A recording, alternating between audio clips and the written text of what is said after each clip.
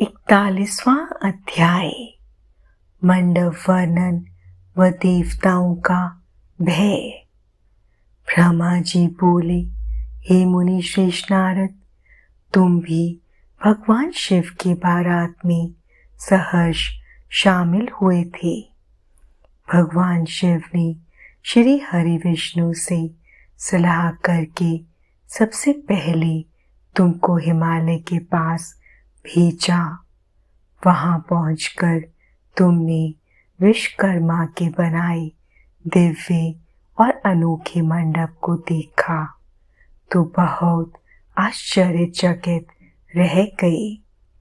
विश्वकर्मा द्वारा बनाई गई विष्णु, ब्रह्मा, समस्त देवताओं की मूर्तियों को देखकर यह कह पाना कठिन था कि ये असली हैं या नकली।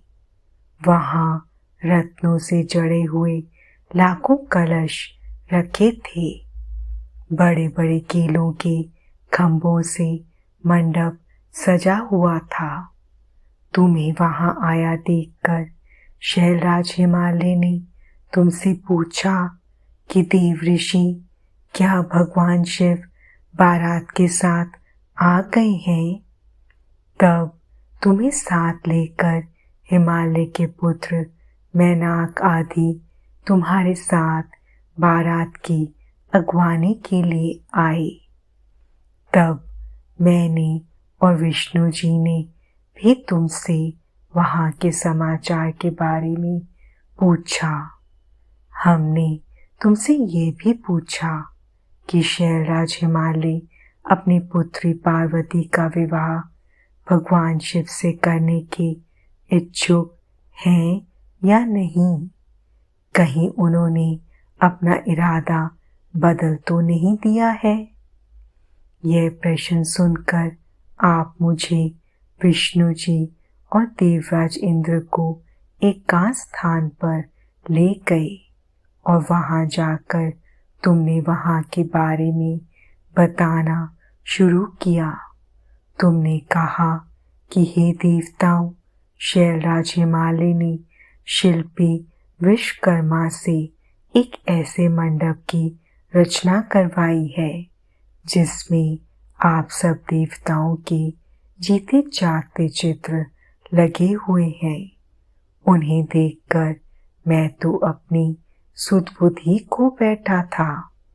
इसे देखकर मुझे ये लगता है कि गिरिराज आप सब लोगों को मोहित करना चाहते हैं। यह सुनकर देवराज इंद्र भय के मारे कांपने लगे और बोले, हे लक्ष्मीपति विष्णु जी, मैंने त्वष्टा के पुत्र को मार दिया था। कहीं उसी का बदला लेने के लिए मुझ पर विपत्ति न आ जाए। मुझे संदेह हो रहा है कि कहीं मैं वहां जाकर मारा ना जाऊं। तब इंद्र के वचन सुनकर श्री हरि विष्णु बोले कि इंद्र, मुझे भी यही लगता है कि वह मूर्ख हिमालय हमसे बदला लेना चाहता है, क्योंकि मेरी आज्ञा से ही तुमने पर्वतों के पंखों को काट दिया था। शायद यह बात आज तक उन्हें याद है और वे हम सब पर विजय पाना चाहते हैं। परंतु हमें डरना नहीं चाहिए। हमारे साथ तो स्वयं महादेव जी हैं। भला फिर हमें कैसा भय? हमें इस प्रकार गुपचुप बातें करते देखकर भगवान शिव ने लौकिक गति से हमसे बात की और पूछा, हे देवताओं, क्या बात है? मुझे स्पष्ट बता दो। शैलराज हिमालय मुझसे अपनी पुत्री पार्वती का विवाह करना चाहते हैं या नहीं? इस प्रकार या व्यर्थ बातें करने रहने से भला क्या लाभ?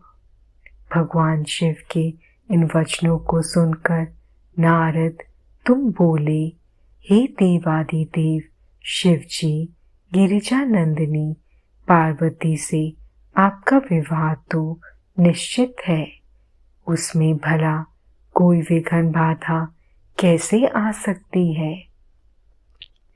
तभी तो शैलराज हिमालय ने अपने पुत्रों मैनाक आदि को मेरे साथ बारात की आगवानी के लिए यहाँ भेजा है।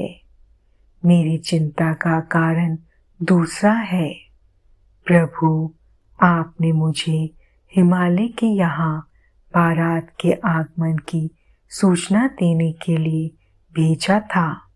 जब मैं वहाँ पहुँचा तो मैंने विश्वकर्मा द्वारा बनाए गए मंडप को देखा। शैलराज हिमालय ने देवताओं को मोहित करने के लिए एक अद्भुत और दिव्य मंडप की रचना कराई है। आपको यह जानकर आश्चर्य होगा कि वे सब इतने जीवंत हैं कि कोई भी उन्हें देखकर मोहित हुए बगैर नहीं रह सकता। उन चित्रों को देखकर ऐसा महसूस होता है कि वे अभी बोल पड़ेंगे। प्रभु, उस मंडप में श्री हरि, ब्रह्मा जी, देवराज इंद्र सहित सभी देवताओं, ऋषि मुनियों सहित अनेक जानवरों और पशु पक्षियों के सुंदर व लुभावने चित्र बनाए गए हैं। यही नहीं, मंडप में आपकी और मेरी भी प्रतिमूर्ति बनी है, जिन्हें देखकर मुझे यह लगा कि आप सब लोग यहाँ ना होकर वहीं हिमालय नगरी में पहुँच गए हैं। नारद, तुम्हारी बातें सुनकर भगवान शिव मुस्कुराए और देवताओं से बोले, आप सभी को भय की कोई आवश्यकता नहीं है। शैलराज हिमालय अपनी प्रिय पुत्री पार्वती हमें समर्पित कर रहे हैं, इसलिए उनकी माया हमारा क्या बिगाड़ सकती है। आप अपने भय को त्याग कर हिमालय नगरी की ओर प्रस्थान कीजिए। भगवान शिव की आज्ञा पाकर सभी बाराती भय मुक्त होकर और उत्साह और प्रसन्नता के साथ पुनः नाचते गाते शिव बारात में चल दिए।